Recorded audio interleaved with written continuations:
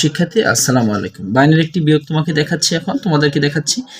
দেখো উপরের সংখ্যাটি বড় এবং নিচের সংখ্যাটি ছোট, তাহলে 0 থেকে 1 বিয়োগ করলে হচ্ছে 1 বসে যাবে।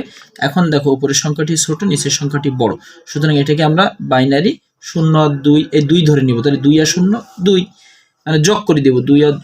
এখন 1 থেকে 2 মানে 2 থেকে 1 বাদ দিলে তোমার 1 বসে যাবে, যেহেতু একবার বিয়োগ করা হয়েছে সুতরাং হাতে ক্যারি 1। তাহলে 1 আর 1 কত হচ্ছে? 1 আর 1 হচ্ছে 2। এখন উপরের সংখ্যাটি আবার ছোট হয়ে গেল, তাহলে এখানে আমরা 2 বসিয়ে দেবো। তাহলে 2 আর 1 3। তাহলে এখন 3 থেকে 2 বাদ দিলে কত থাকবে? তোমার 1।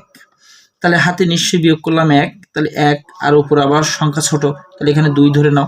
তাহলে 1 থেকে 2 থেকে 1 বাদ দিলে হচ্ছে 1, যেহেতু একবার বিয়োগ করা হয়েছে হাতে 1, তাহলে 1 আর 1 2। আবার উপরে যেহেতু ছোট হয়ে গেল, তাহলে এখান থেকে এর সাথে আবার 2, তাহলে 2 আর 1 3। তাহলে আবার 3 থেকে 2 বাদ, তাহলে কত? 1। এখানে হচ্ছে তাহলে হাতে 1, তাহলে 1 আর 1 আমরা জানি সমান হয়ে গেলে 0। ধন্যবাদ।